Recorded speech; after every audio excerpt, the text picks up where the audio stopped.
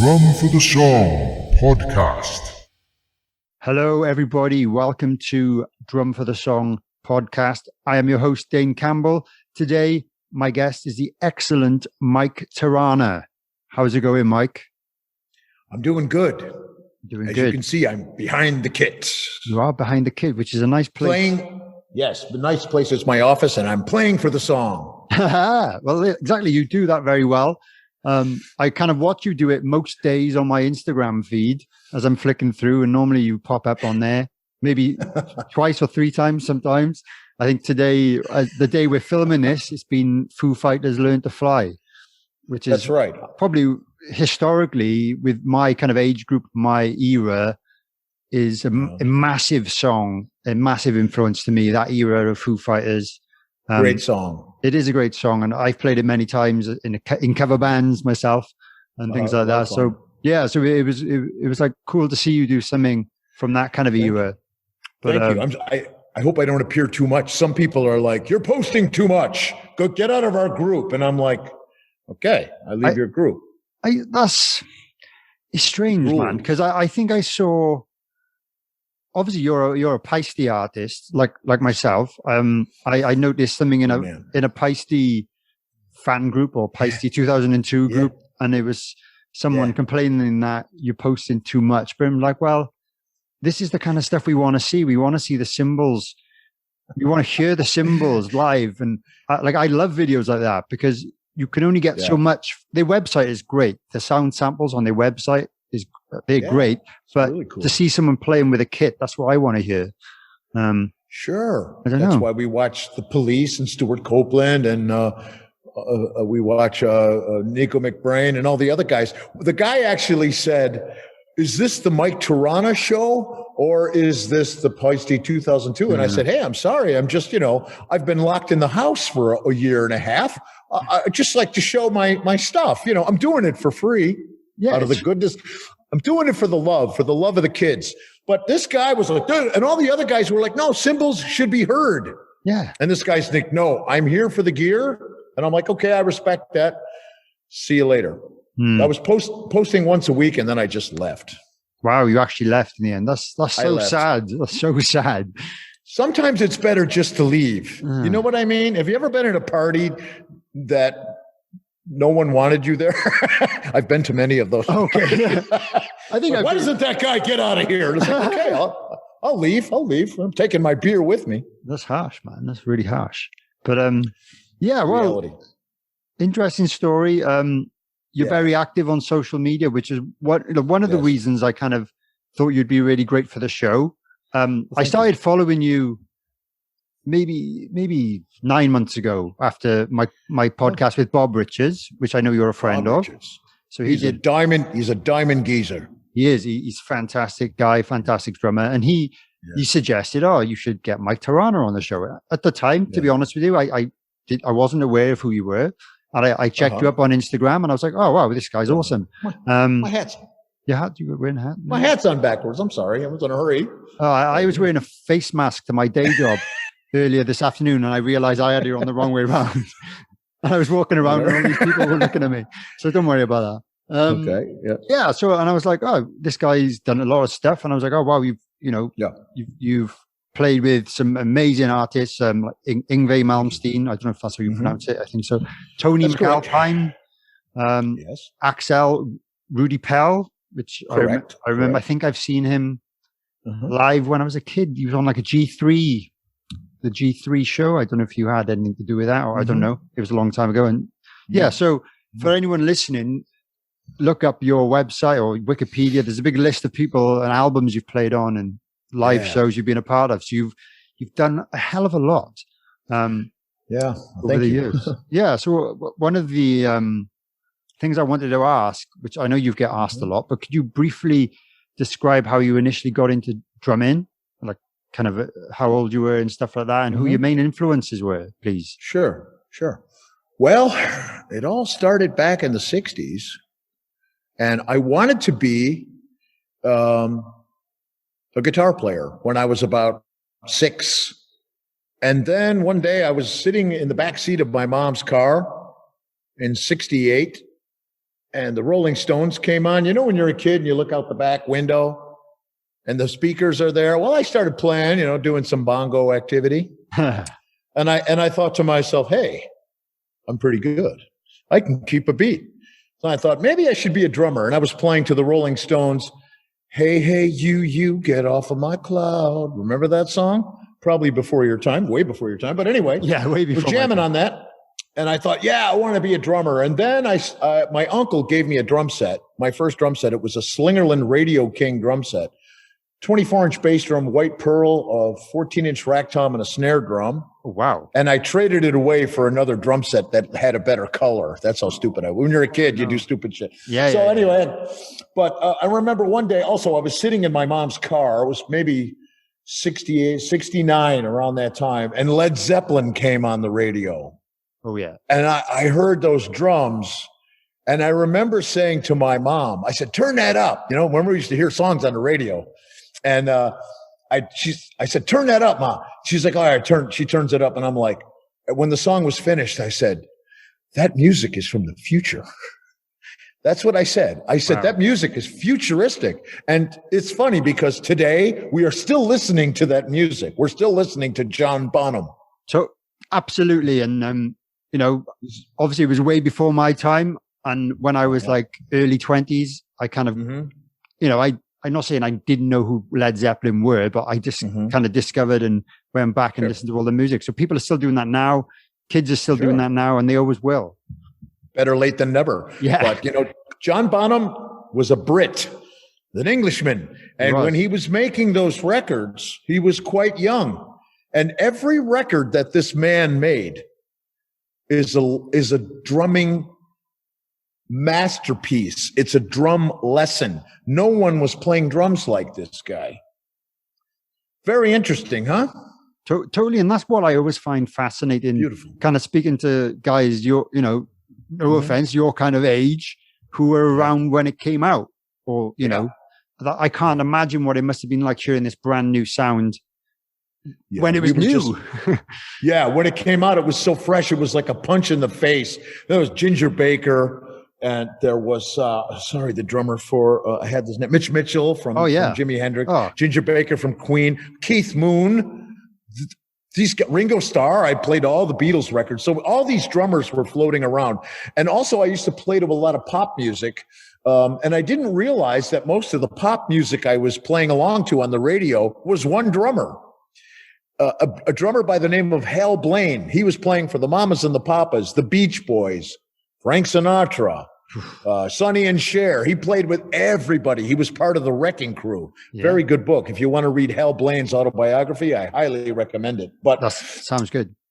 Yeah, grew up on all that stuff, you know, and it was an interesting time. The 60s was cool because you had a lot of drummers coming from jazz into rock. They were playing amplified music. So all this swing on the ride, it wasn't really cutting through, but they were still doing it, you know? If you see Ginger Baker declares himself as a jazz drummer. He doesn't think of himself as a rock drummer. No, I've heard that. Yeah. And if you check out one of his last drum solos where he played with Cream at the hall in England, the last show that they did. Where was it Earl's Court maybe? I don't know. No. Oh, God, I can't remember it now. Anyway, he does a drum solo and he goes into a swing pattern and somewhere in the middle of the solo, and it's real good. Man. Nice. I think this guy's got African influences. Yeah, it's just amazing. So I grew up on all these guys. It was all mixed together. Bonham and Ginger Baker, Keith Moon. Then I started getting into Kiss.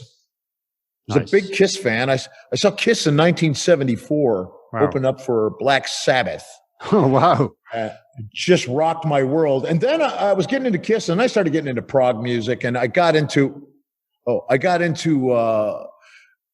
Rush. Rush Caress of Steel. I saw the Rush Caress of Steel tour with the professor on the drums, Neil Peart. When I saw this guy play drums, it changed me. It changed everything about my life. I said, I want to do what this man is doing. It was so cool. And he really was the professor back then. Yeah.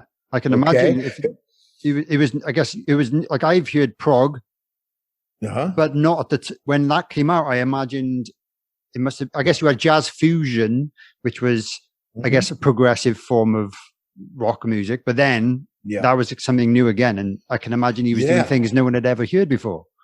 Yeah, it was really crazy. And it was also tight with the song. I mean, Geddy Lee was this 3-piece power trio, cool poetry, cool concepts. And also at this time, too, there was a lot of fusion going on. It was Billy Cobham. Terry Bozzio was coming up with Frank Zappa. I love Terry Bozzio. It was just incredible. I was into UK. I started getting into all the fusion, Tony Williams, Lenny White, Return to Forever, Weather Report with Jocko and Peter Erskine on drums, Alex Acuna. Yeah.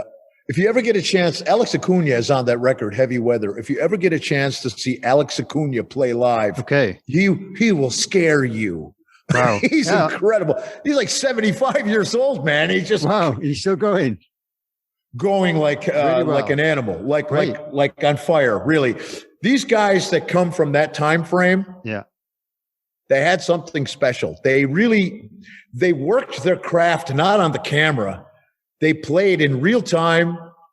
They toured, and that's where they found their voice, you know? Yeah. And then probably the thing that really kicked it into overdrive for me was in 1977. I was 17 years old. I went to see a concert. I went to see Journey, but the opening band was Van Halen. Oh, yeah. Nice. And it was like a big hand. Imagine a giant hand coming down and going, I was like, who are these guys? I mean, we never saw anything like Eddie Van Halen before. No. Alex Van Halen was cool. Smith, he was playing for Ronnie Montrose. Open Fire was an instrumental record. And the last drummer for Journey was Ainsley Dunsbar. And all the drummers did solos. And it was an amazing night of pyrotechnic music. It was just incredible. Oh, wow. That must have been overload. Amazing. Yeah. Yeah, it was really because you see these guys, they're right there. You know, it wasn't the stuff with the screen. It's nice. It's interesting. Yeah. It's convenient. But when you're there and you're being punished, it's much more inspiring. Oh, yeah. You're in the flesh. You're getting hit with this stuff. It's just, that's what made me want to play the drums. Yeah. Just seeing these guys in action, you know. Yeah. Then the grand masters came of double kick. Yes, I imagine that was the kind of era when it started coming in, right? Yeah, Cozy Powell. Yeah. You know, a fellow Brit. Yeah. And the Western version. I'm sorry, the Eastern version, which, what would it be? Would it be the Western version, the American version, Tommy Aldridge. Oh, yeah, of course. Yeah. Tommy Aldridge. He's still killing. He's still killing. He's still going, yeah. Yeah, I wonder. Yeah. So when was the first time you heard double kick? Was it one of those guys? Yeah, 1976, I somehow picked up this Rainbow Rising record with Ronnie James Dio, Richie Blackmore, Jimmy Bain. Amazing. Jim Carrey on keyboards. Not Jim Carrey, the comedian, but I don't know. Cozy Powell. And I heard this intro to Stargazer, and it just I got a hit in the head. I was like, who is this man? Yeah. Wow, this is new information. This is really cool. What I liked about Cozy Powell was that he played double bass and he had an open tuning like John Bonham. Yes. But with a different style. And I know that they were friends. I've seen pictures of them together, which is pretty damn cool. Yeah. But love Cozy Powell. Love Tommy Aldridge. I love watching guys play drums. I love Lee Kerslake. I saw Lee Kerslake play drums so many times. When he was a young man, he was a real power drummer. He was inspirational to see with Uriah Heep. Fantastic. And great songs as well. Absolutely, yeah. Yeah, it'd be great to maybe speak to him. I recently just had Russell Gilbrook on, who's the current Uriah Heep drummer. So he's a fantastic drummer as well. But it'd be great to speak to Lee at some point as well. And Tommy Aldridge, that would be cool. That would be very cool. Tommy Aldridge. I've met Tommy a few times. It's really weird now that you grow up, idolizing these guys, learning from them. And then one day you're sharing the stage with them on a drum festival. And It's really crazy. It's really crazy. I've bumped into Tommy Aldridge sometimes backstage at the Frankfurt Music Fair. Yeah. Take a picture with him. He knows who I am. Mm-hmm. Hey, Mike, when Terry Bozzio or Tommy Aldridge says, hey, Mike, or Steve Smith, hi, Mike, how you doing? It's like, wow, this guy's, they know me. That is really cool. Yeah. I mean, I am in nowhere near the same league, but it's just nice to be swimming around. Of course. I'm swimming around their water. You know what I mean? I'm there, but they are the sharks, Yeah, it's fantastic. Big guys, yeah. Yeah. So, I mean, all those influences added up to who and what I am today. A guy who plays too many songs on the internet. You seem to shameless self-promotion. Well, now you've got to do it. And especially this day and age, I've been, I've fairly unsuccessfully been trying to build my own kind of online presence. I've always been there, but apart from posting things about the band, to plug the bands I play in and stuff like that, I haven't really put a lot of drumming content out there. And obviously with the COVID pandemic last year, I thought I'm going to start this podcast, which is something I had in my head for about a year or two before. And I thought, now I've got the time to do it. We don't have any shows, blah, blah, blah. So yeah, it's great. And I'm glad I've done it. I still haven't put a lot of drumming online. I've put a few videos up recently for anyone who wants to check them out.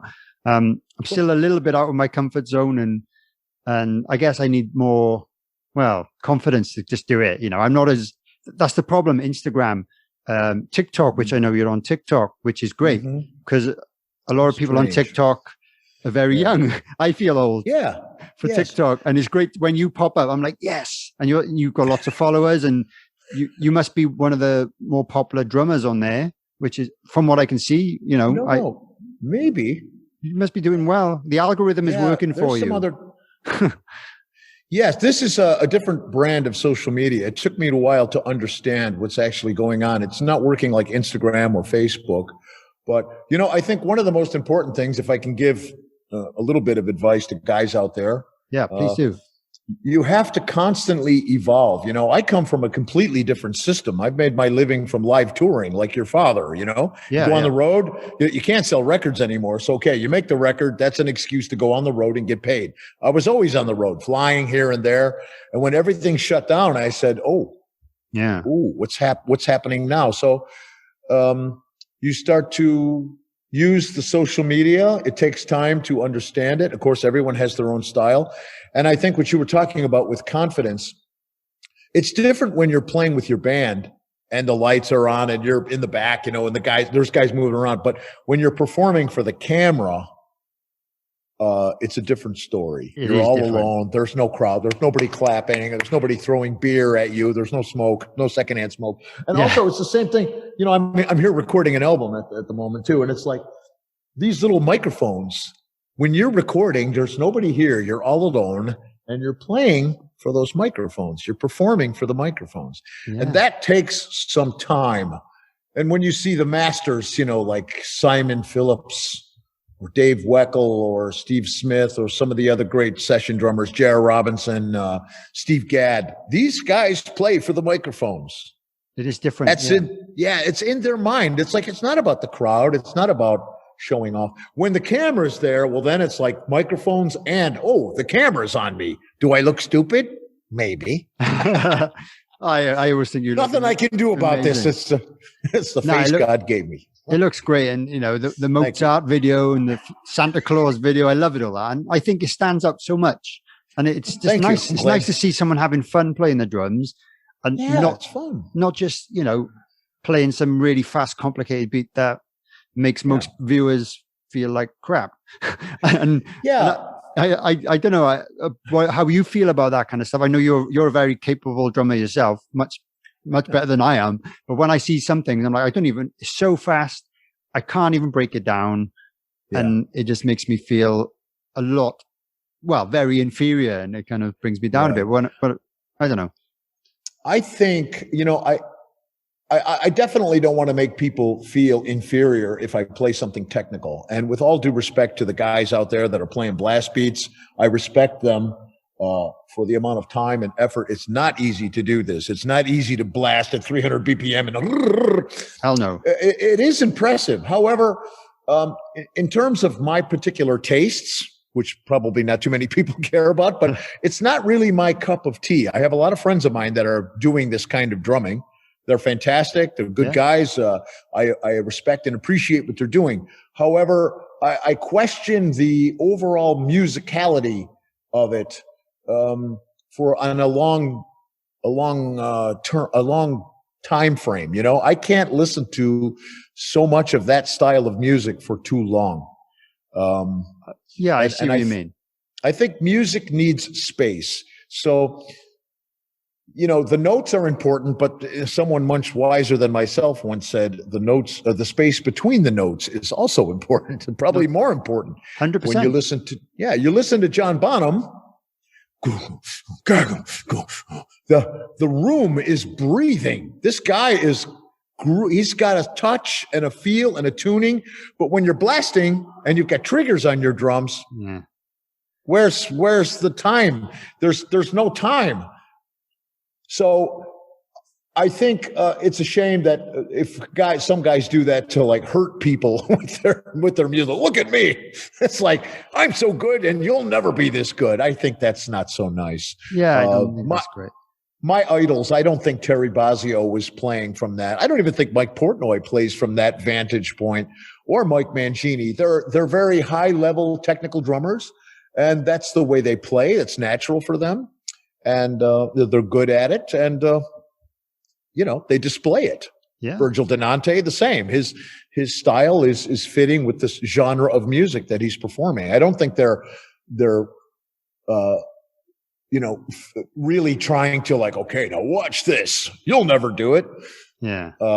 And I think also if you try to unlock those secrets, it'll make you better. Of course, I think it's always great to. It takes time. You know, I practice all the time. I'm practicing like 6 hours a day still, and I'm 61 years old. I'm still learning. You will never own this instrument. You can own it. You can pay for it, but you'll never own it. It owns me. Yeah. I'm learning. There's always a new challenge. That's fantastic to hear that you're playing so often. I really wish I could find. Well, I'm making excuses here. I'm sure I possibly could find the time. My wife might not agree or might not be too happy about it, or I might have to quit the day job, but there's ways around things, or sleep less, I don't know. But Dana, let me explain something to you. This is my wife and my girlfriend and my pet. Right. Yeah. And my hobby. And it's really, I've done this for so long. I never tried to mix those two worlds. Anytime I tried, I'm not saying people can't do it, but it didn't work for me because a lot of people don't understand the amount of time that you put into it. And of course, strange hours and the strange people that come around. Oh, plenty of strange people. But yeah, you have to make sacrifices. That's strange. Whether that be in your personal life, your social life, or sleep, to put the hours in. It's one thing I do. The balance. Obviously, I'm very happily married and very happy. One thing I do regret when I was younger that I didn't spend more time practicing drums, and I was going about doing other things, going out drinking, playing video games when I could have been practicing drums. And you know what I mean? Yeah. And I'm at the age now where I'm, work pressures, mortgages, things like that. You have less free time to play drums, and I'm like, I could have got so much better when I was younger.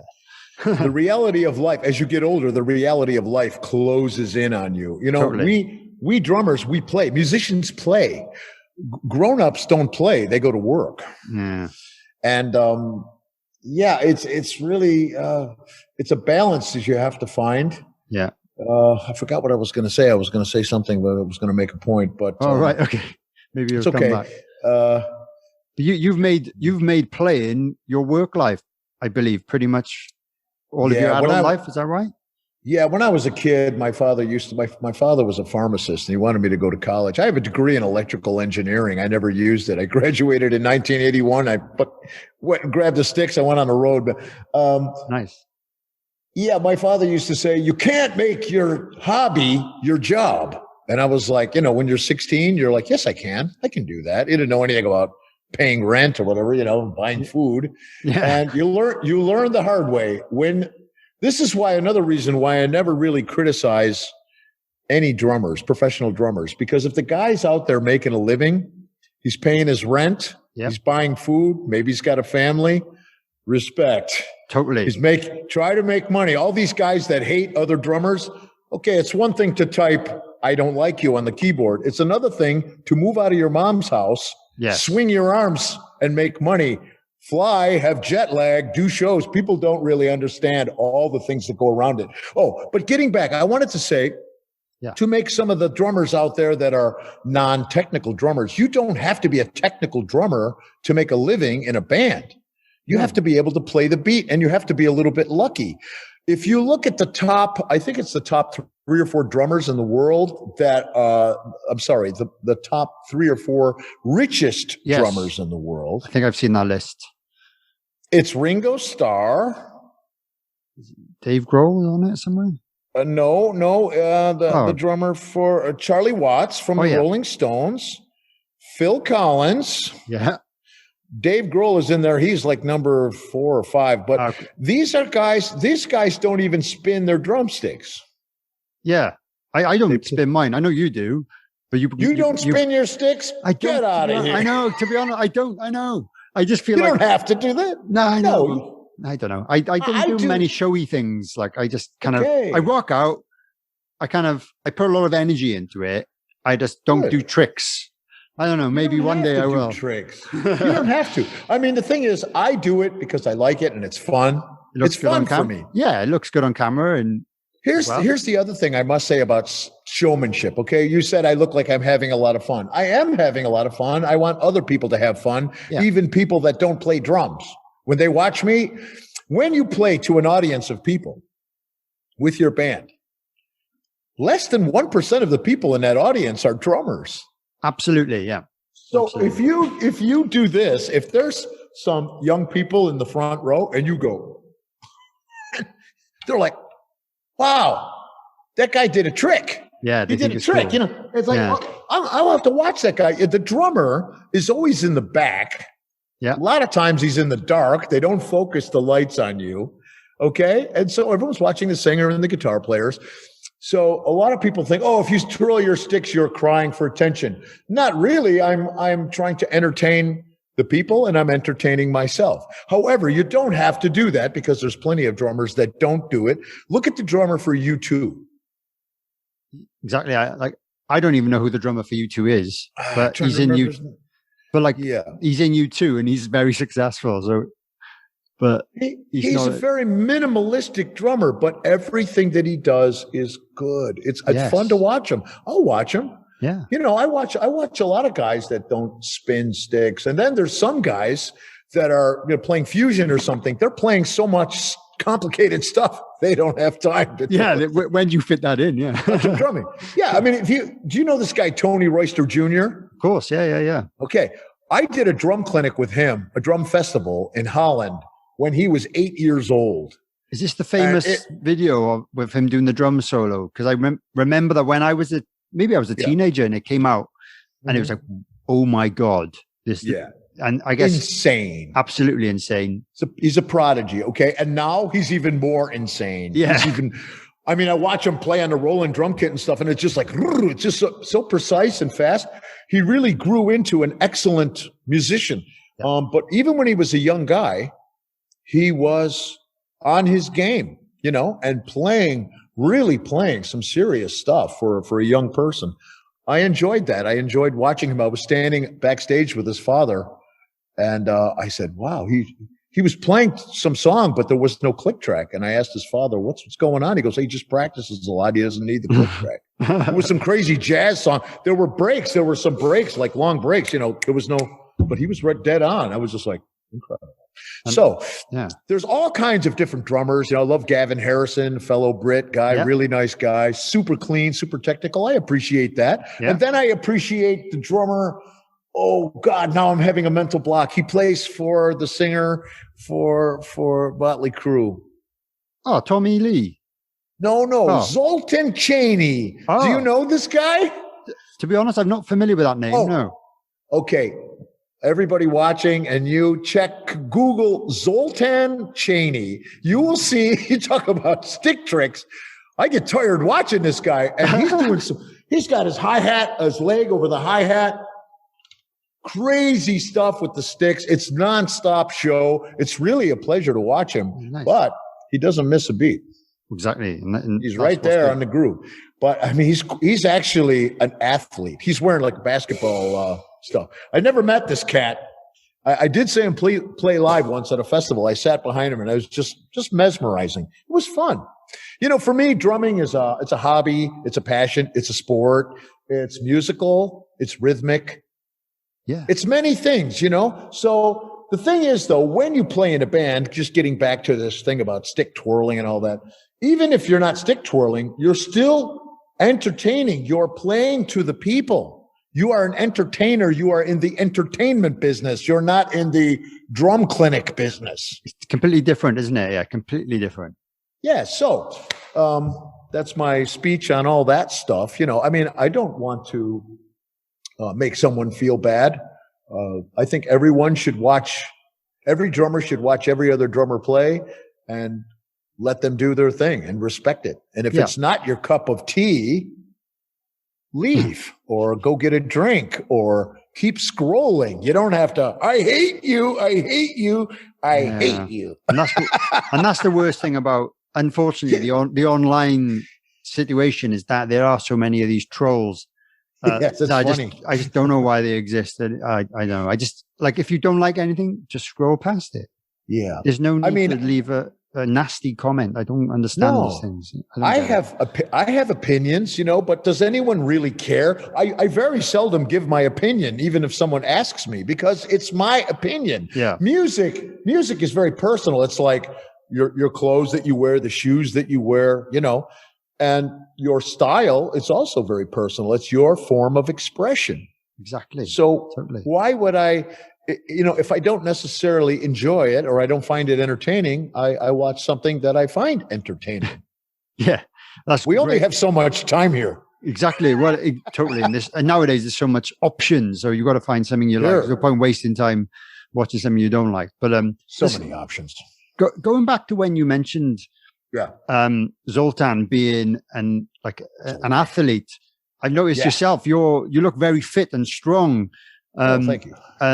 Yeah, well, you must work hard at that. I don't know how you find the time to look like that and play as much as you do. But is it partly because of the drums that you stay in shape? Is that a big thing for you?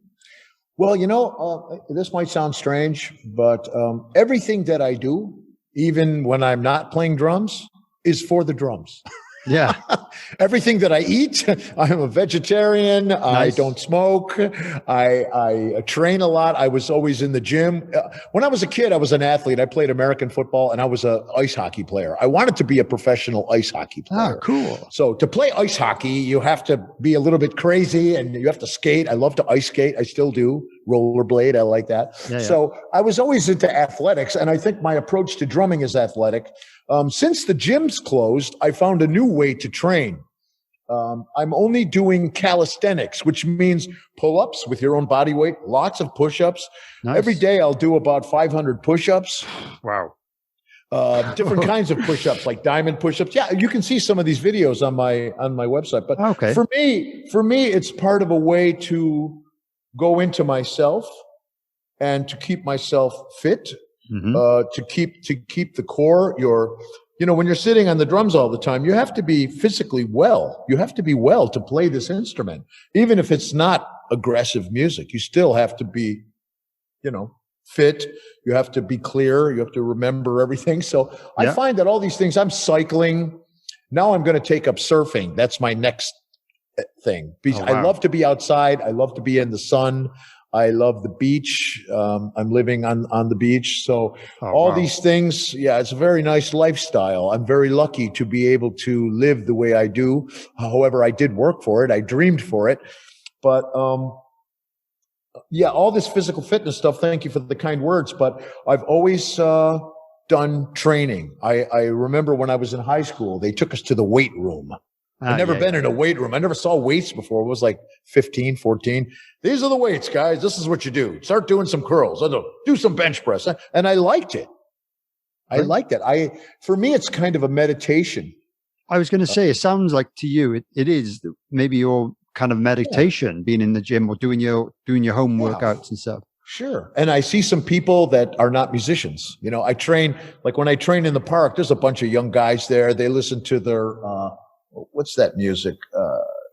Trap. They listen to trap music, you know, and some of these guys are gymnasts. They're doing their pull-up. They're super strong and they're doing their stuff. And for me, it's just a way to see another side of things, you know, not just locked in the room with the drums or hanging out with heavy metal guys or whatever. You know, there's many different things going on in the world. So it's my way to go out and take a little break from drumming. And it's actually good for you as well. Oh, yeah. You know, I'm 61. You look amazing. Yeah. God bless you. Thank you so much. No, it's amazing. It is great. And, you know, I used to I guess I'd be considered fairly small guy at the moment. I used to be in the obese category, and I put a lot of work in to lose the weight, but I've never kind of got to that point where I've gained muscle. And even though I've tried, I never kind of got to that point where I thought I was making progress. But now I'm more into my cardio and I go running and things like that. I'm not really focused on the muscle side of things. But that's a great thing. There's, you know, it's funny that you mentioned that you were overweight. I give you a lot of credit for doing that. It's very difficult. It is, yeah. And what a lot of people don't realize is when you have more muscle mass, your metabolism goes up. And you burn fat even when you're just sitting there watching TV. That's true, yeah. So, yeah, if you do a little bit of weight training and mixed with your cardio, you're going to be fine. You don't have to be like Arnold Schwarzenegger or whatever. No. I mean, these guys are from another world. I think what you have to do is train for your own frame, for how you want to be. But I think you look cool, man. I think cool. God bless you. It's really hard to lose the weight and keep it off. Yeah, I look okay in clothes. I've never been confident enough to kind of, you know, go out in public without, you know, topless and stuff. I've never got to that stage, unfortunately. But one day, you never know. Playing the drums topless, that's the goal. But I've never been close to it. Never been close to it. Let's just hope that they never make. Let's just hope that they make everyone wear their clothes. Yeah. In our lifetime, I think it's better. Yeah, I think it's better when we have clothes on. I mean, totally. I'm also not, you know, sometimes I think it's better to cover up. I mean, I used to play a lot. I was into Tommy Aldridge. He always played without a shirt on, like an animal, you know. Now that's cool. But now I'm starting to change a little bit. Maybe it's a bit offensive for the masses, you know, because it is. It's these days. You got to be careful. You're on social media. There's kids watching. Maybe there's some women watching. My audience is predominantly male. It's like 90% men. So mine's like 97%. For the podcast, anyway. I know. Guys. Well, there's a lot of girl drummers coming up now too, which is cool. I really want to get some on. Yeah, I haven't yet. Like Anika Nielis from Germany. Oh, she would be amazing. She's really good. Sheila E. I love Sheila E. She's fantastic. Cindy Blackman. Oh, yeah. Dream guests, you know. We'll see. You know, I keep building it, and hopefully, one day. I only do kind of I only put 2 episodes out a month at the moment. Oh. So I can only kind of, like, you know, like how difficult it was to kind of organize this. I've had other people kind of pull out on the morning and then I never hear from them ever again. So it is quite difficult. So I kind of do a few at a time rather than schedule interviews for like 2 months time. Cause I just know people have busy lives and it's difficult to kind of commit to little things like that. So, but thank you for taking this time. You sound like you're welcome. No, you're in the middle of recording an album right now. So I feel really honored that you've actually taken this time to speak to me. No, my pleasure. I'm recording the 3rd album for a band called The Ferrymen with Magnus Carlsen on guitar. He's a great songwriter. He's a Swedish guy. He's a Viking, and he plays for a band called Primal Fear. He's a great songwriter, great guy, really great player. And the singer is Ronnie Romero. He is originally from Santiago, Chile. And he's singing for Rainbow with Richie Blackmore and a host of other bands. He's worked with some really great drummers. He's done project with Simon Phillips. Oh, wow. Yeah. So Ronnie's a great singer, great guy. So this is the 3rd album we're doing. But just getting back to the thing that you mentioned about some guys not getting back to you, that's very rude. And then these guys wonder why they're not successful.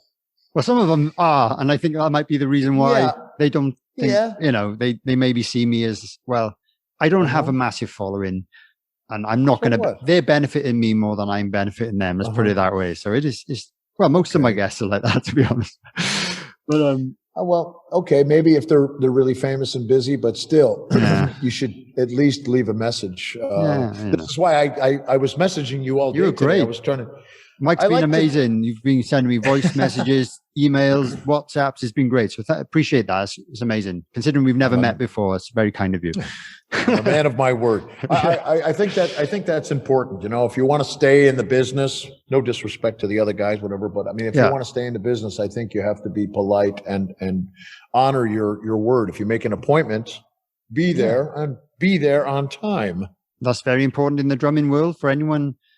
With regards to gigging, regards to recording, rehearsing, auditioning, be on time or be early, preferably. Is my advice. If some of these people don't realize you do a festival and they're like, okay, you got a line check, 15 minutes, and if you're not there, well, then you're hurting yourself and you're hurting the band. Absolutely. You're drinking beer and whatever. Yeah. If you're backstage uploading videos of yourself on Instagram. Yeah, do that on the way home. Yeah, well, I don't know. It depends what the situation is, but festivals are quite high pressured, and I guess it depends on what level you are, whether you've got a tech, whether you don't have a tech. I'm in this medium stage. Sometimes I have a drum tech who's also a guitar tech, and he does a bit of both. I don't have a dedicated drum tech normally. No. Sometimes I do, depending on how well paying the gig is, I suppose. But there's also festivals I do everything myself because it's not in the budget, or it's a fly out, and so I'm in this in between stage. So you've got to get in the zone. This is another thing I was going to talk to you about, actually, when we're talking about fitness and strength. Do you have any specific warm up techniques before a session or a gig, or to prevent injuries? Because I've had injuries myself. I've had a bit of a dicky shoulder. It still plays up with me every now and again, and that started shoulders. Yeah. And I'm whenever I do shoulder, presses and things like that, or even bench presses, sometimes I feel the twinge in there. So that's one of the reasons I've actually stopped doing that, because it's hard on the joints. It is hard on the joints, and I'm like, well, drumming is my job. Well, at the time it was before COVID, and I was like, I'd like to have nice muscly shoulders and a nice pecs, but I'm like, well, if it's gonna stop me from playing drums, I'd rather not, Right. Hi, I hope you're enjoying this episode of Drum for the Song. I just wanted to briefly interrupt the interview to tell you about my Patreon page, which is a place where you can support the podcast and, of course, support myself. You can sign up to one of the 3 tiers on there. There's one that's £3 a month, one that is £5 a month, and one that is £10 a month. There are loads and loads of exclusive benefits to signing up, including bonus episodes, merch discounts, Christmas card for myself. If you sign up to the top tier, I'll send you a pair of my drumsticks. Loads of other stuff. So go check it out. It's patreon.com/drum for the song. And another way you could support me if you're interested, if you're not bothered about the Patreon thing, if you go to my official website, drumforthesong.com, you can send a donation via PayPal. So, thanks for watching this and enjoy the rest of the show. Drum for the Song podcast. But with regards to warming up and stuff, is there anything you do or? Yeah, I do some things. I think maybe because I'm generally in shape, I don't have to warm up too much. Of course, it depends on the band you're playing with. If you're playing with an aggressive band where you play a lot of double bass and the first couple songs are fast, well, of course, I'll warm up on a pad. I'll go through some rudiments. A lot of times I twirl the sticks. When I twirl, I'm using these fingers, but you can see that the tendons. Yeah. It loosens up the forearms. So I'll do stuff like that, paradiddles, inverted paradiddles like this.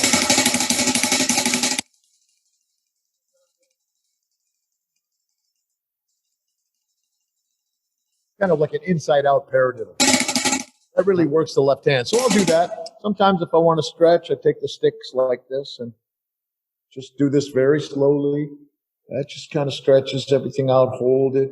Don't bounce on that. You'll rip your tendons and your ligament. Just go slow.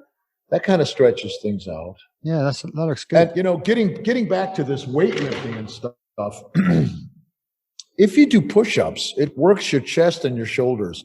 If you work with your own body weight, you have less chance to get hurt. When you start loading on all kinds of weight, that's when things start to go wrong. I've had some problems in the past, but I think warming up, if you want to get your shoulders warmed up, we used to do this in football. Circles, yeah. Just little circles, and it puts some fluid in the joint, Yeah. Your arms around. Yeah. A little bit, but you don't have to go crazy back there. I just think that if you're generally in shape, a minimal amount of warming up, stretching. This was a good one. Jojo Meyer. Have you ever done this? I have actually. Yeah. Someone taught me that. This is really good. Yeah. It's a really good one. Or a lot of guys take the sticks and they play this way. Oh, all right. They play this way. Oh, I've never seen that. That's cool. Yeah. So you can do rolls if you don't have a pad. Yeah. You actually utilize the sticks. That's great. Yeah. It's a good idea. Yeah. You don't have to go too hard to get to, but it's kind of this, the same thing when you're playing drums. Yeah. But there's a lot of things. I think the most important thing is to be relaxed. A lot of guys think, oh, yeah, man, you're hitting hard, but really, it's an illusion. Yes, I agree. I don't break cymbals. I used to break cymbals when I was a young guy. I used to rip them in half. I thought, ripping the cymbal in half, that's great. Not really. It was expensive. Very and expensive. It sounded bad. My drums sounded bad because I was hitting them too hard. But now when I hit the cymbal, even my sticks, I don't break that many sticks. But when I hit the cymbal, I don't hit it and go, I'm going to go through you. Hit. When Bruce Lee does his 1-inch punch, the guy is like, whatever. The guy goes flying. It's the same thing. When you do a hit, it's not, it's more of a whip, in and out, like a whip action. Yeah, it's a whipping motion. Yeah, everything on the toms. And if you use that technique, you won't have any problems in your hands, in your forearms, your wrists. You loose, fingers, and that's the technique. No, great. Not like a stiff. I'm glad you agree with the not hitting too hard, because I've always had the argument that I think I hit the drums hard enough.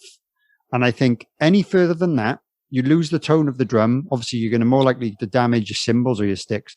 And I think that's true. If you hit the drum, especially like a tom or a snare, if you hit it too hard, you lose it. You just hear a bang. You don't hear any tone.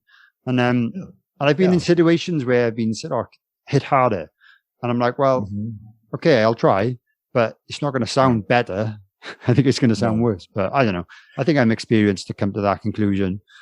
I agree with you. I mean, when I was younger, I was hitting hard because I thought, I have to hit hard and I show everyone that I'm an animal and I'm a hard hitter. But when I started to listen back to myself, we didn't have stuff like this in the 70s and the 80s. We didn't have the technology. We didn't have good microphones like they do now. Now the technology is there where if you need to hear yourself, you don't have to go, you hit, it's there. Yeah. And this makes it, I think when you hear yourself really well with a good monitor system, you're more relaxed. You're more expressive. You don't have to overmodulate the drums and destroy everything, breaking sticks and everything. You hit the drums with enough authority to draw out the tone, And I think what's more important than hitting hard is hitting at a consistent level. Yes. Because especially if you're in the studio. Yes. Because the guy will adjust the drums, all the inputs, the input gain on all the channels.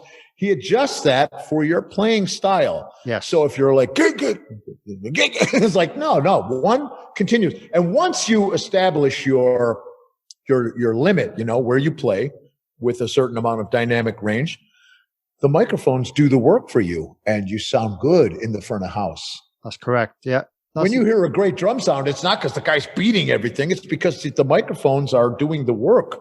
And he's tuned his drums and he's drawing the sound out of his drums. That's the trick. Yeah. No, that's a good point. And Luckily, I've been told by sound engineers that they like my consistency. So that's a nice compliment. Whereas I might not be the most technical drummer. Things like that are important. So I think it's important for everyone to realize these little things that, make you a good drummer. Yeah. Again, you're back to this technical stuff, but I mean, if you look at Phil Rudd. Oh yeah. If you play, I used to play in several AC/DC bands. Everyone thinks that AC/DC is easy to play. It is not easy to play. It's not. It is not. And the stuff that Phil Rudd put down on those records, and I also like Chris Slade. I like his drumming. Yeah. I like both of them, but of course, Phil Rudd is the man. He's the first guy there. He's the original member. Yeah. He's back in the band again, actually, which is cool. He's back in, yeah. Yeah, but this guy, he's playing in such a minimalistic manner. And he's playing for the song, which is the name of your show. This guy's really playing for the song. Yes. Okay, there's little weird breaks and stuff, as strange tom fills.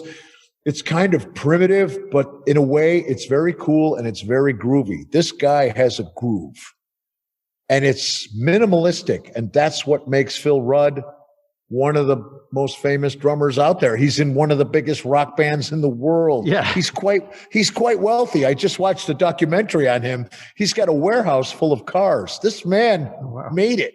I need to see this. Yeah, I need to see that. Well, I don't know if it's on YouTube. I'll check that out. I don't know if he's such a big inspiration to me.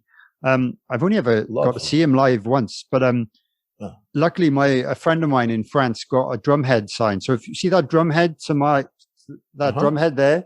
Oh yeah, from Phil Rudd. That's from Phil Rudd. So it says to Dane Campbell. He spelled Campbell wrong, but but that's amazing. So I keep that there, and it's like inspiration to me and anyone who's watching. It's like he's literally one of the most successful drummers in the world that has ever been. He's in the biggest rock band that exists, I'd say. And the drum sound. I saw AC/DC. I saw AC/DC in 1976. I saw them open up for Aerosmith. Oh, wow. And what a show. The sound, just the two guitars, it was just this wall, the kick and the snare. You can't avoid not liking this. It's the best garage band in the world. I saw a very funny interview. I think these guys are hilarious. I love AC/DC. I think they're very cool guys, cool personalities. But they were asking Angus the question. He was there with the singer. I think it was Bon Scott at the time. They said, "Oh, we hear that you guys get a lot of hate comments because you play all your songs with you made a lot of songs with 3 chords." And Angus goes, 3? I thought we only used 2 chords. 2 chords all the way to the bank, man. And people move to that music. Okay. It's nonstop, man. It's unbelievable. Yeah. It's so I think powerful. AC/DC was techno before there was techno. Yeah, it's a good point, actually. Really checking out the old stuff, man. Yeah. Oh, I know. I'm familiar with it. And live, I was in the crowd. They did. You're obviously familiar with Download Festival in the UK. Yeah, Download. And it was the year that they were headlining, but they brought their own entire stage. So there was a main stage, but they brought their own stage for their set. It was insane. I lost all my friends in the crowd. So I watched most of the show on my own. I don't know. I remember being next to some, scantily clad woman. No, but she was a big woman, and I ended up next to her somehow. And I was like, I can't find my friends. If I stay near her, at least I know where I am. But yeah, the crowd was absolutely crazy. AC/DC wrote a song about that girl. It's called Whole Lot of Rosie. Yeah, exactly. That's what I thought. It was funny. Yeah. You know what? I saw AC/DC in the 70s. I saw them with Bon Scott like three or 4 times. And man. Bon Scott, no offense to the new guy. The new guy's great too. Yeah, Brian Wilson, I love. Brian. Why is my mind going completely? Oh, come on, not Wilson. Brian. I was just watching him yesterday. Come on. It's embarrassing for me as well because I should know this. It's very embarrassing. Yeah. Brian Johnson. That's it. Yes. Brian Johnson. Oh, got it. Okay, Brian Johnson. But when I saw them with Bon Scott, this guy, Bon Scott, was really a character. That's right here. He was really a very cool front man. And if you listen to all of his lyrics are great. Dirty Deeds. Yeah. Oh, that's just great stuff. So can't say enough good stuff about AC/DC and Kiss and Cheap Trick and all these bands from the 70s. Just really, it was a great time to be alive and see all this great music and all these great players. And now I often sit here alone with my memories and thinking, wow, what happened? Where did everybody go? And then I post a video and everyone's like, you're this horrible. I was like, hey, man, I'm just trying to have some fun.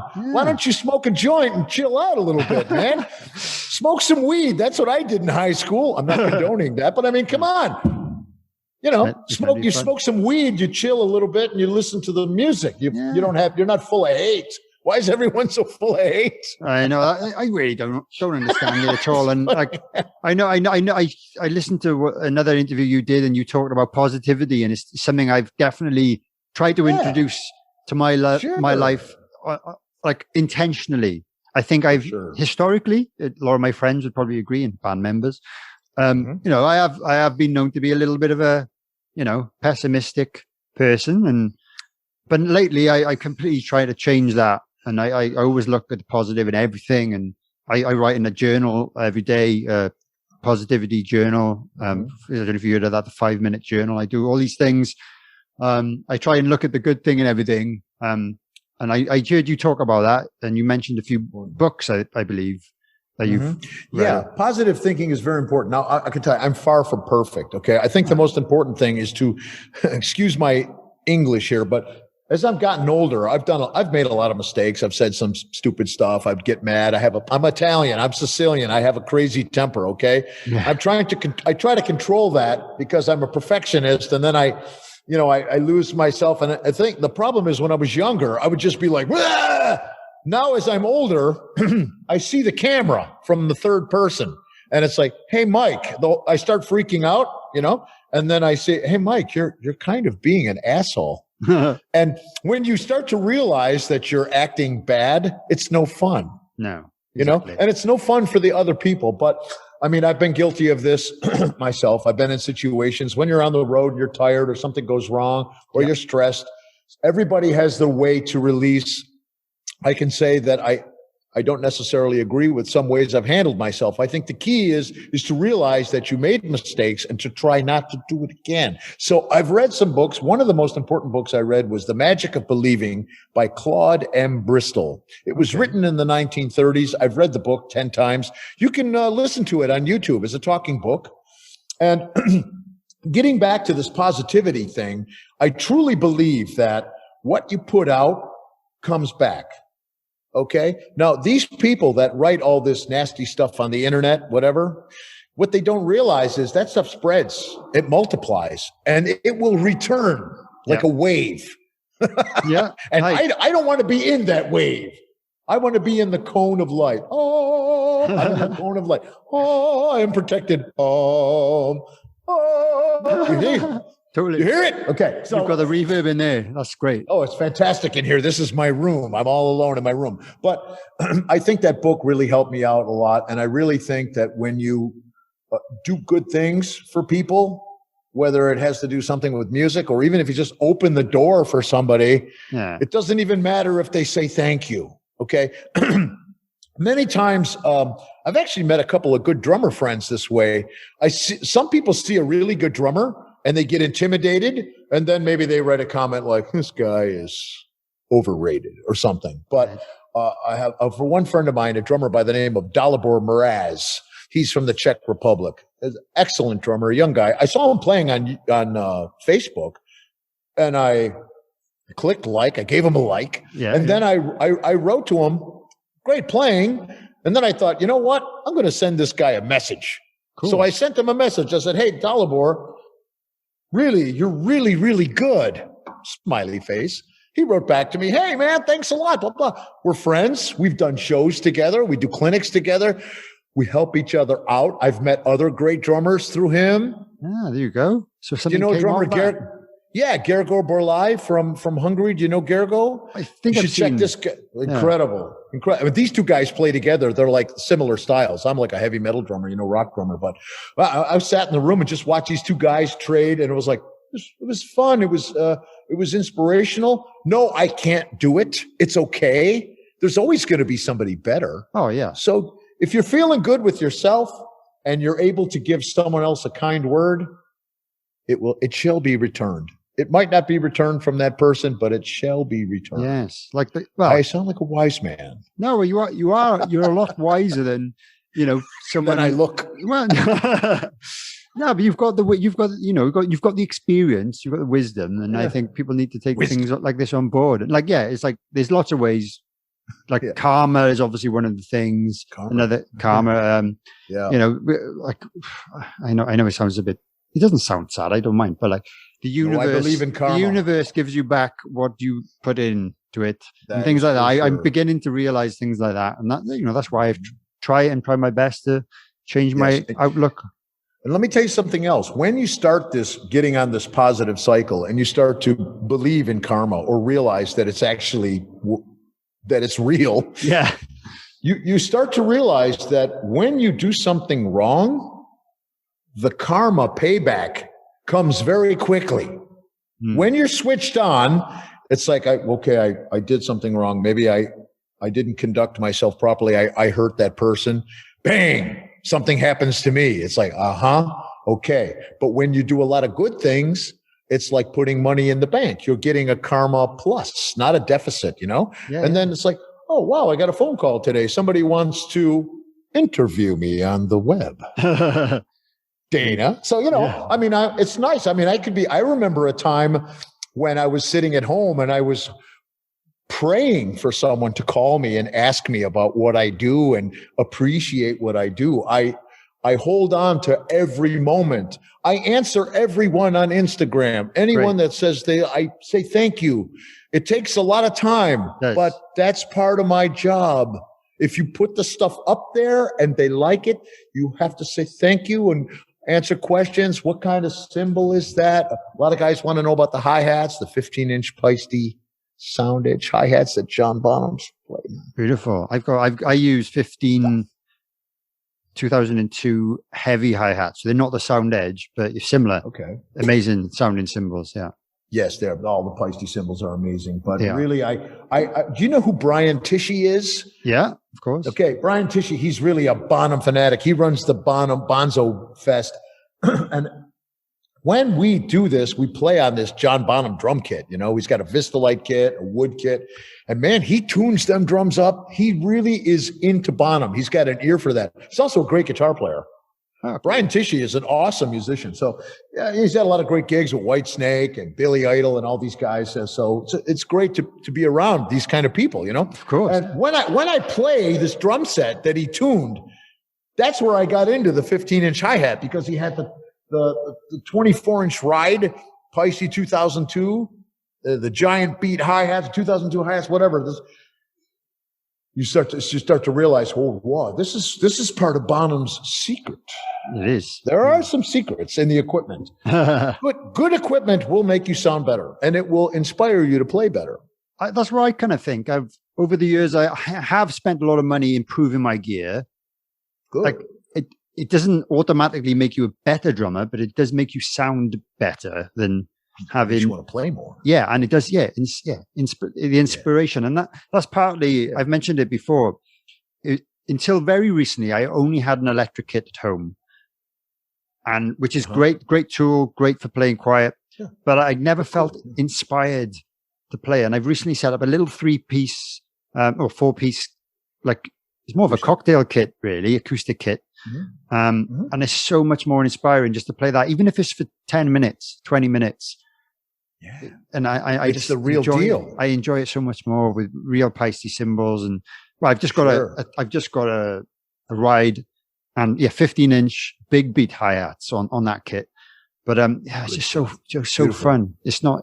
Yeah, it's a lot of fun. It's organic. There's all the dynamics and the nuances are there. Yes. Okay. There's the electronic drum companies. They've really done an amazing job trying to duplicate an acoustic instrument. I give them a lot of credit for that. Yes. It's a great tool. But I will say this, Peisty makes these PST-7 cymbals, like the lower line cymbals for kids or beginning. I play these on a kit. I've got a PDP New Yorker kit with like a 18-inch kick and little rack toms up. Man, we put microphones on that kit. I did gigs. Those PST cymbals, they sound awesome. PST hi-hats ride and crashes. You don't need all this expensive equipment. It's really nice. When I was a kid, I remember I needed new hi-hat cymbals. So my mom took me to the store and I bought these things called, no offense to the company, Camber. I don't know if they're around anymore, but the cymbals were kind of silver, like made with a lot of nickel, Okay, yeah. And as soon as I stepped on them, they turned. Remember that? The old stuff? They turned inside out like, hey, Mom, these cymbals, they're not working. Shoot, wait, you already broke them? What the hell are you doing? I'm like, I didn't do anything. But now there's equipment out there, like the PST series. Yeah. You can step on them, you can bash them, and they don't break, and they sound good, and they don't turn inside out. So it's nice now the technology's here. I play these PDP drums, and that's a lower line GW kit. They're made in China. I like them. Yeah, I really do. I don't play anything I don't like. I think that's definitely one thing that the modern drum world has is the intermediate kits apparently are just as good as what the kind of pro level kits were 10, 15, 20 years ago. From a lot of people have told me that. And until recently, I was playing an Asian Sona kit, which was fantastic. Sona's good. Amazing. Absolutely amazing. And it was only because recently I thought, actually, I want to get a German kit again. I've got one. I haven't toured it yet, but I can't wait to tour it. What do you got? What kind of kit? It's called an SQ1. The Sonar SQ1. Yeah, beautiful drums. Yeah, birch shells. But I've got big sizes for my big rock band. 24-inch kick, 13 rack. I only ever use one rack, and I use 2 floors. So I got a 16 and an 18 floor. But it's my first. It works for Phil Rudd. Exactly, and he's good enough for Phil Rudd. It's good enough for you. And it's black as well. So Phil Rudd is a big inspiration. I've got his signature snare drum, which I use as a spare. And it's a great snare drum. But good stuff. Let's talk, if you've got time, a little bit about some of the drum kits you've got. Because I've heard you've got a bit of a collection. Don't know where you're storing it, but I heard you've got lots of drums somewhere hidden away. I do. I don't have any children. I don't have a wife, but I have lots of drums. I have lots of storage lockers. I have one in LA. I have 2 in Germany, and I have 1 in Italy. And I'm hoping someday to put it all in one spot. That'd be amazing. Yeah. I probably own a little bit, maybe just over 100 drum kits. I have PV drums. I was an endorser. I have Pearl. I have a lot of Premier. I was a Premier endorsee. And the reason I hooked up with Premier, it's a very interesting story. Nico McBrain heard me playing drums with a band called Artention because the guitar tech was friends of someone in that band, Artention. He heard the CD. And I was working with Roland Grappel, the guitar player of Halloween, and Halloween used to tour a lot with Iron Maiden. And I was backstage, and I was introduced to Nico. I was very excited to meet him. I love Nico, an Iron Maiden fan when I was a kid. Of course. And I said, hello, I'm Mike Terrana. He goes, oh, wait a second. I think I've heard your drumming. And I said, really? He goes, yes, we have a CD on the bus, Artention. Nobody knows. This is kind of like a Dream Theater type prog band. Cool. We did a few records. It's nice. It's good, cool music, challenging to say the least. Yeah. And Nico liked that. So I said to Nico, I said, hey, I'm just new here in Europe. I had just moved to Europe. I said, I'm trying to get a drum endorsement with Premier. He goes, you know what? Let me make a phone call and see what I can do. I was like, yeah, okay, right. So I was living in Holland at the time. I'm sitting in Holland watching TV. The phone's not ringing. I wasn't just arrived. And I get a phone call, and it's Nico McBrain. And he's in the tour bus. Hey, Mike. Yeah, it's Nico. Hey, man, what's up? I can't believe Nico McBrain called me. He's like, I called Premier, and it's all sorted out. Speak to Andy Laidlaw, who was the artist relations guy there 20 years ago. It's all sorted. Oh, okay, man, thanks a lot. All right, cheers, mate. Bye. He was gone. Didn't see him for a while. I called Andy Laidlaw. Everything free. Wow, that's unbelievable. One phone call. Nico McBrain. You see what I mean? He didn't have to do that for me. No. And so when someone else needs help, I help them because somebody helped me. So everybody needs a leg up, everybody needs a hand. Yeah. So I'll never forget Nico for that. And when I was in a band called Rage, I always used to thank Nico on all the records. And I love Premier Drums. I love the Signia series. Oh yeah. I have many Signia series. I have a 75th anniversary Signia series with wood hoops, walnut finish, and gold hardware. I got PV drums, Pearl drums. I got a Trixon drum set that was made in the year I was born in the Reeperbahn in Germany. It's a German-made kit, Trixon. They used to make those egg-shaped bass drums. It's a red sparkle. I have a lot of Drumcraft drums. I have a lot of PDP drums. I have lots of snare drums and cymbals. And great. For me, I don't sell my drums. Oh, I still have the Mapex drum set that I used with Yngwie Malmsteen at the Budokan. I still have that with the cases and the drum riser and everything. So I got so much stuff I don't even know what I have anymore. I can imagine it must be hard to keep track of it all. Yeah. I do. You know what? When I was a kid, Christmas would roll around and my parents, what do you want? I want drums. That's all I ever wanted was drums. They never gave me drums because they didn't want me to be a drummer. So I started working and making money. Guess what I got? I want drums. Yes.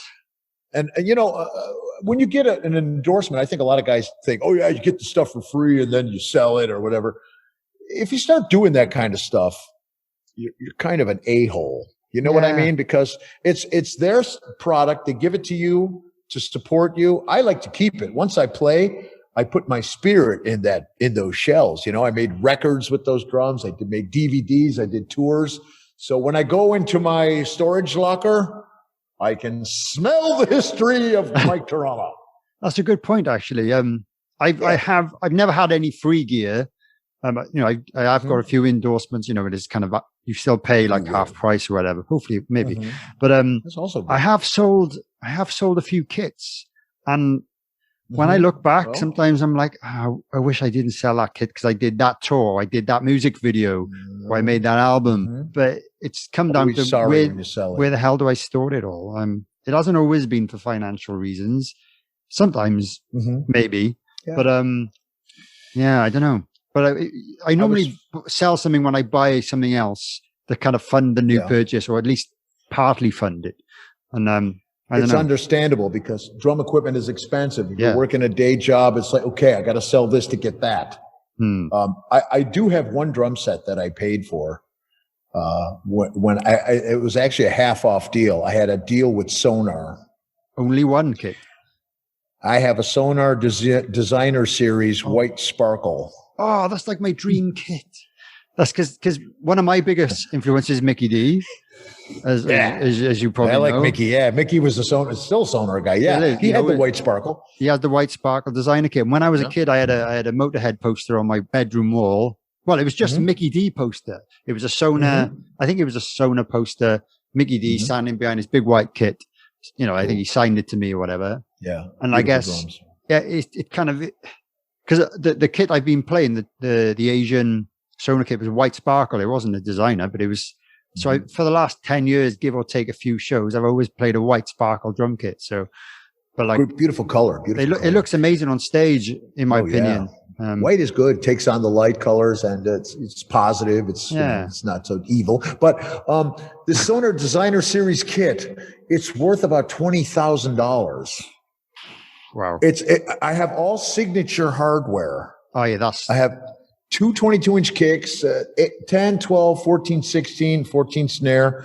And I mean, this drum set it's a Mercedes, man. It's the German engineering. I just love this drum set. I think it's one of the most beautiful designs. That's why they call it the Designer Series. I still have the catalog with all the exploded drawings and stuff. Oh, yeah. And I'll tell you another story. I auditioned for Doro Pesch maybe 25 years ago in New York City. I went to SIR Studios in New York. I was still playing with Tony McAlpine at the time. We had a day off, and I was in Boston visiting my mom, and I'm going to fly to New York. I'm going to audition for Doro. Crazy, right? Yeah, why not? So, and Bobby Rondinelli was the drummer for Doro for a while. So I thought she wanted all this kind of, It turned out she didn't want that. But anyway. When I got there, my friend who works at SIR in New York, he let me in early, and there were the road cases. Doro had owned a backline of drums and amplifiers. So I opened the case. What's in the case? Sonar Highlight Black Diamond copper hardware. Oh my God. You know this kit? I've seen it. Yeah, I know the one. Yeah. Beautiful. I was there for like 2 hours. I put this drum set together. I beat the hell out of that drum kit. I didn't get the gig, but you know what? It was worth it. I had a lot of fun. I got to touch those drums. I remember when they came out with that series. Yeah. Just really a beautiful look. I love the copper. And later on, as I went with Drumcraft, which was given to me by the distributor here in Germany, Geva. They also distribute DW, PDP, Gibraltar Hardware, Peusty Cymbals. I have to give those guys a plug because they support me a lot. Of course, yeah. The Drumcraft drums were done by Geva, and I had white pearl drums with copper hardware. Like Teeth Moon. I love that drum kit. Beautiful. That's one of the most awesome drum kits. It's a beautiful look. Cozy Powell has a drum kit like this too. Gold with the black stripes on it. Oh, yeah. Hardware, amazing. Beautiful. So anyway, I'm a drum fanatic. I mean, you can't have enough drums. You can't have enough cymbals. You can never have enough snare drums. You can never have enough pedals. You just can't. It's all good. What pedals are you using out of interest? Oh, I'm using, well, I love the DW pedals. That's basically the standard pedal. I grew up on those. Well, actually, I started on the Speed Kings. The Speed Kings, that was metal on metal, man. That's really hard to fly on those, but I was doing it. And so were a lot of other guys. Bonham was doing it on the Speed King. So then I forgot to mention Ian Pace. There's another guy. He's a Speed King. Absolutely. Yeah, he's amazing. I went to the DWs. I got the DW 5000 chain drives, round cam. I was flying on those. Then I discovered something called the Trick pedal. My friend Mike Dorfman from Trick Drums. He makes aluminum drums, aluminum snare drums, and he makes this Trick V1 pedal. Right now I'm using the Trick Black Widow pedals. They're longboards. I never had a longboard pedal, but they're pretty. Yeah. And the double the double bass pedal, the axle that goes across, there's no play in the joints. It's solid. So the technology is really cool. It feels like two separate bass drums, but it's. I've never tried those. I've always. You would like. The left pedal is also. It's not just a slave. It's an actual pedal. So if you want to play two bass drums, you just take the drive shaft off, put the beater in the other pedal, and go. You don't have to adjust anything. That's great. Yeah, it's a really, really good pedal. A lot of guys are copying the Trick pedal now, but Mike Dorfman from Trick, he was the guy that invented it. Well done. And I have to say, it's a really good pedal. It's improved my playing. So would you say you can play faster with that than previously? So, yes. Yes, I can. I can play faster. Maybe I should try one. Yeah, try one. I mean, I'm not a blast beat guy, but I like to play a lot of double bass, and I like it to be solid. Yeah. And I like it. I like to play at a higher tempo. If I'm up at 180 BPM, 16th notes. Yeah. I can relax my legs. I can get the technique where I can fly for a while, and I'm not out of control. Yeah, the other pedals, you have to really work a little bit too hard at. Yeah, that's right. That's one thing I've been trying to actually improve in my own playing, because in the band, I don't even know if you know about my band. I'm in a band called Phil Campbell and the Bastard Sons. So it's with my dad and my brothers. I know who you are. You know, okay. I don't know if you know about the band, but we do a bit of double bass stuff. But it's the fastest I kind of go is probably 155, maybe 160. And I seem to struggle to get past that. And I'm using, at the moment, DW 9000s. And I've been tweaking. They're solid. I love the solid feel of them. And I've got them nice and consistent. But it's probably technique. I've been experimenting with ankle technique and things like that, which is a nice relaxed style. But I can't seem to get past that.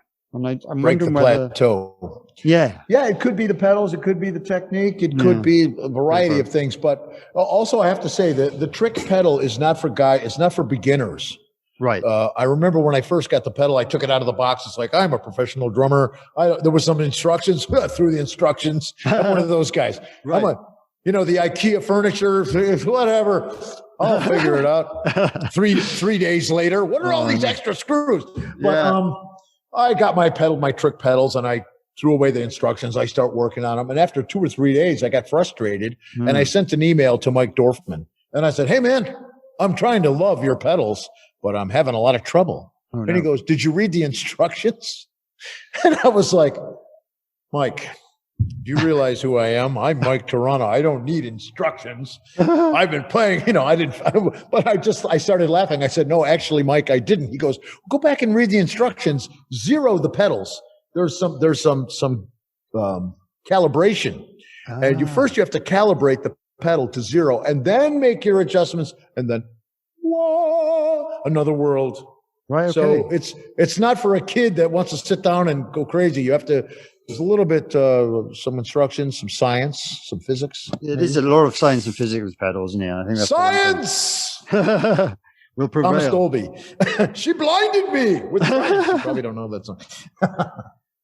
That's crazy stuff. And we're coming to the end now.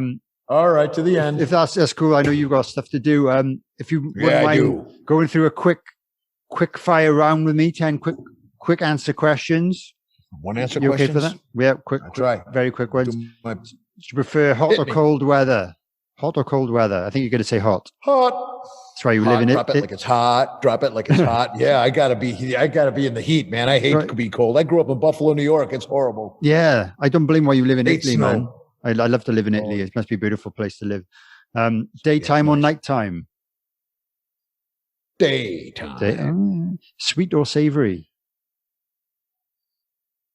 Sweet. Yeah, me too. Guitar or bass? Bass. Same. Nylon or wood tip sticks? Wood. Yeah, me too. Oh, this is going to be a tricky one. Bonham or Pert? That's so hard, isn't it? For yourself, I imagine, it sounds like you've been influenced heavily by both of them. I would only say because I'm stylistically closer to John Bonham than Neil Peart. Okay. I would have to say John Bonham, but I love Neil Peart. God bless him. Yeah. The poor man, I was so sad when I found out about his passing. I did a song to honor him. I played 2112, and really my style is not like Neil Peart's. It was hard for me to learn it, but I love Neil Peart. He was a very intelligent man, a great writer, a great poet, a fantastic drummer, a super perfectionist. Can't say enough about him. No. But John Bonham for me in terms of my stylistic. Yes, I understand. I understand that, man. Beatles or the Stones? Beatles. Yeah. I'm a melody guy. Me too. I love the Stones though. Yeah, the Beatles. Yeah. Well, clear or coated drum heads? I think you use multicolored colored ones, don't you? Yeah, I'm using the clear. Well, they're kind of blue, clear. Yeah. So that's clear. That's cool. I'll say clear. Yeah. Nice. Big or small venues?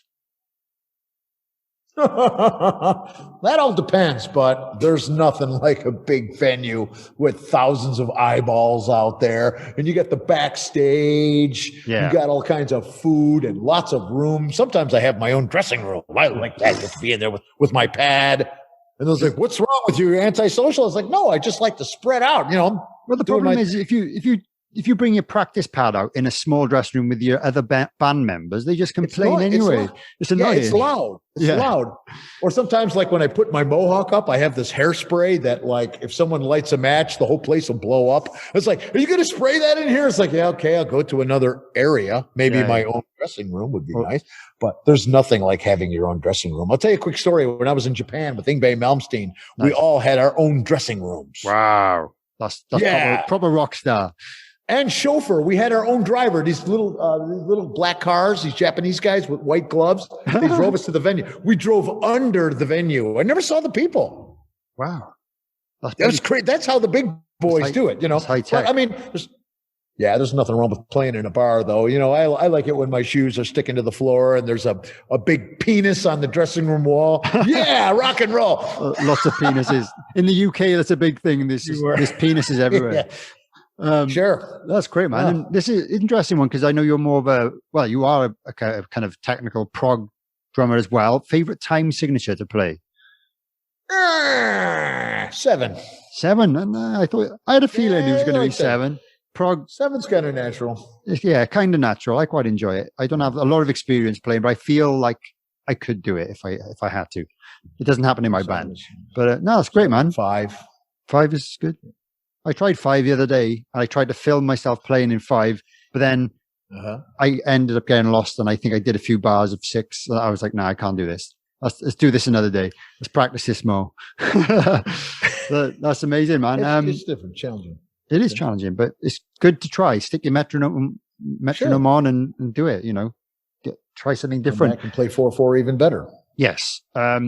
Just before we finish, the one question I ask every single guest: if you could start your own dream band with yourself on drums, who would you have playing the other instruments, whether they're dead or alive?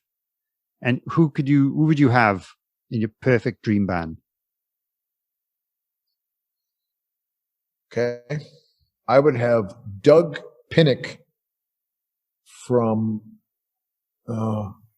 what's the name of that band? I forgot the name of the band. Oh, God. I can't help you with Doug this Pinnick, one. the black bass player. Damn it. Wait a second. I got to Google it now. I know the name of the band. You're welcome to. Not the Living Colour, is it? No, not Living Colour, but they're great too. They're a great band. Oh, come on. I don't recognize the surname. Yeah, Doug. Gretchen Goes to Nebraska is one of the albums. I don't know. Doug Pinnick. Dan. He's a great bass player, and he sings like Jimi Hendrix. Oh, wow. King's X. Oh, there you go. You've got it. Doug Pinnick on bass and vocals from King's X. Right, okay. And Steve Lukather on guitar and vocals. Oh, yeah. And me in the back, twirling my sticks. 3-piece. 3-piece, man. 3-piece. Can you imagine that? What kind of chemistry that would be? Sounds fantastic. Could also be Brian May on guitar. That would be pretty crazy. Well, you're going to have 2 guitarists. Nothing wrong with that. If he wants to join, he can. Actually, you can have 3 like Iron Maiden if you want. Nah, I know what you mean. Well, why not? The more the merrier. But you know what? I'll just tell you one quick story. I met Brian May at the Cozy Powell plaque unveiling in Cirencester, England, which is where Cozy Powell was born. I met Brian May. He's really tall, and he was one of the nicest people I ever met. I was shocked. I turned the corner. I was going to the bar to get a drink. Nobody was in the place yet. I turned the corner and I bumped into him, and he goes, "Hello, I'm Brian. Thank you for coming." And I was like, "Yeah, you're Brian May. Wow, I can't believe I'm not going to wash my hand ever again." It was crazy, but he was very kind. He said a lot of nice things about Cozy. Yeah, he's a nice guy. I think my dad's quite friendly with him. Cool. So, which is very cool. Very cool. Yeah. But yeah, I'm trying to think. I've definitely been in his presence at a Motorhead gig backstage, but I don't recall if I've ever met him as in, "Hello, I'm Brian. Hello, I'm Dane." I don't think that's ever happened, but have you ever met Filthy Phil? Yeah. He's actually a really great drummer and a funny guy. Well, I loved his hair. I loved his mohawk. Totally. It's great, killer. But just going back, influence. It was big influence. When you were saying about the early double kick drum players. Yeah, he's one of them. He's one of them, yeah. One of the pioneers of that kind of style. I think maybe a year or 2 later by the sound of it. But great. He's up there. Great. Wild. Yeah. My dad's got some funny stories about him. But I bet. How would you like to be a fly on the wall in that tour bus? Yeah, I don't know. I doubt any of them can remember most of it, but but yeah, that's great, man. No, it's been a pleasure to have you on. You've been absolutely amazing, and thank you so much. I make sure everyone will follow you on social media if they're on there, because they'll get entertained every day without doubt. For free. I'm shamelessly promoting myself without question. Exactly, it's for free, and why would people moan about that? I don't know. I'm just trying to have fun. You know, people are locked in the house. They've changed. The world has changed. It's like, okay, I'm bored. Maybe someone else is sitting in their house bored. Oh, well, look at this guy. whatever. There's still people on furlough and stuff. I know I've been working and you've been doing your thing. We haven't been gigging. Yeah. I've been busier than ever doing this and my other job. But there's still people who have watched everything that is on Netflix and they literally need entertainment to keep them sane. So Sure. I think it's a great thing you're doing. Thank you. It's only 1 minute. It's just 1 minute of, hey, I smiled. The guy did something funny. Mozart has a lot of problems. This guy's. When I put on that costume. Was that controversial then, that one? No, it's not so. I try to respect Mozart. I mean, obviously he was a genius, but I like to have fun. When I put on that, I like to wear costumes. I don't know what it is, but the Mozart costume. It's cool, man. I love it. It's sexy. It's sexy. I think it's a good way to end sexy Mozart costume. But man, thanks, Mike. Let's just end it. Yeah. No, cheers. Thank you. Good luck with your session. I look forward to hearing it. Cheers. I'll check out some of the other things you've done and awesome stuff. And have a great night. Okay. And enjoy the sunshine in Italy. I will do, sir. Thank you for having me, Dana. No, absolute Best pleasure. wishes. Yes. Okay. Cheers. Cheers. Drum for the Song podcast. Thanks for listening to this episode of Drum for the Song podcast. If you've enjoyed this, please consider subscribing to my YouTube channel or wherever you get your podcasts. Also, if you could leave me a review or leave a comment, that would be fantastic too. You can also follow me on social media at Drum for the Song or at Dane_drums. If you're on Facebook, you can search for Dane Campbell Drummer or join the Drum for the Song official Facebook group. If you'd like to support the podcast, you could consider buying some merchandise from drumforthesong.com or consider supporting me via Patreon for additional content. Any support like this is gratefully appreciated, but I would like to give extra special thanks to my top tier Groove Master patrons who are listed in the description below. Thanks so much for listening or watching this far, and if you're a drummer, don't forget to drum for the song.